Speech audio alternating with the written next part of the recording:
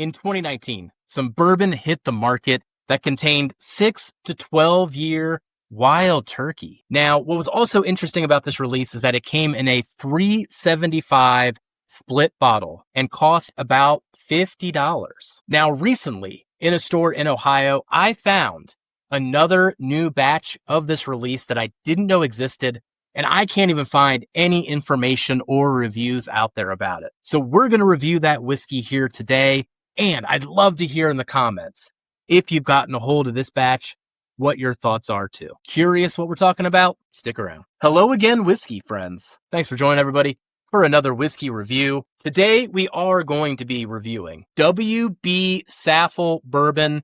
This is coming from Campari and is essentially filled with Wild Turkey, at least implying that this batch is the same as prior batches.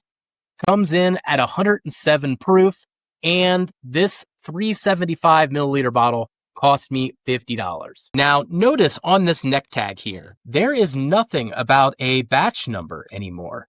If you're familiar with this release, it used to say which batch it was. This one essentially just says limited edition and then Anderson County, Kentucky. The other thing that was different on this one, other than not having a batch number, is also the bottle shape. So here I have the original WB Saffell, the batch 1, and here is the new one I found. Now, on the new one, the laser code does say 2024 on it.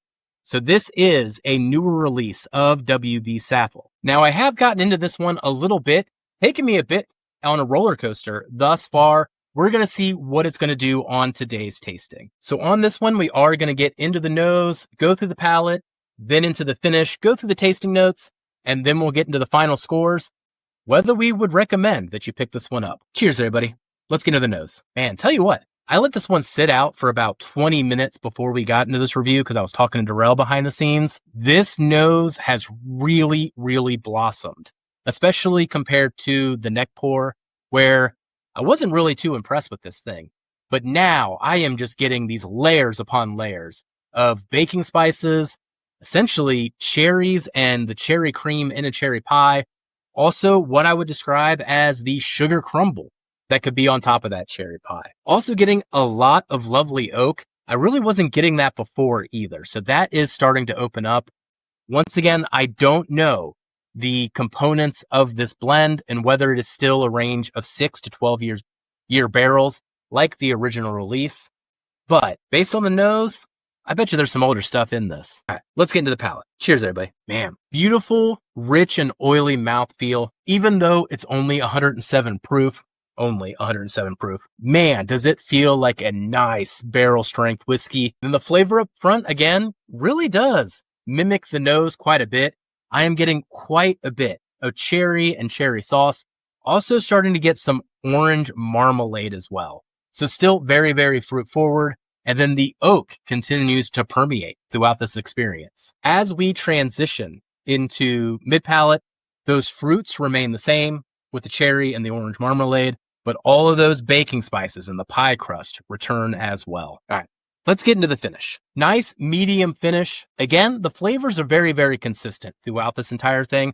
So not necessarily a lot of complexity going on, but getting that cherry pie with the sugar crumble, the orange marmalade right next to that, and then a little bit of that oak continues to come and go throughout this. So not the most complex in terms of some of the flavor notes or the ride that it takes you on, but very, very enjoyable from a flavor perspective. All right, let's get into the final scores. So here on the channel, we do have a robust scoring system behind the scenes that essentially allows us to rate things based on the flavor, the experience, and the value. And with this particular pour, ended up grading this one out at an 84 out of 100 overall. Honestly, based on this tasting, I'm wondering if I could give it a point or two because I am really, really enjoying this pour more and more as it opens up, and even letting it sit out 20 minutes before this review allowed it to open up even further. So you could push me a little bit, but I am going to stick to my notes on the 84. Now, what does strike me though, is that compared at least to my memory of the first batch of WB Saffell, this is a totally different profile, much more fruit leaning than I remember compared to all of the layers of just baking spices and cinnamon and darker flavors that were going on that batch one.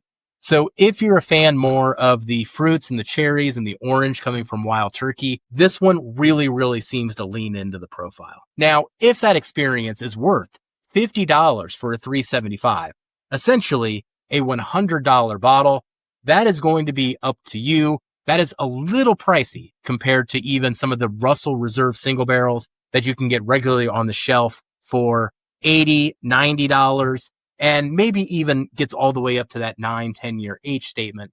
Might have a lot of the same characteristics for a little bit less of the price. So this WB Saffell series is still maybe a little bit of a novelty, but I don't think you'll be disappointed with this if you were to pick it up. So let me know what you think in the comments of WB Saffell. If you've seen this latest batch in your area, and if you can provide me any more dang details on this thing. Also, if you're still here, be sure to hit that like and subscribe. It really does help the channel quite a bit. And just remember, while you can always find more whiskey, you can never have enough whiskey, friends. So take care of those around you, and we'll catch you on the next one. Goodbye, everybody.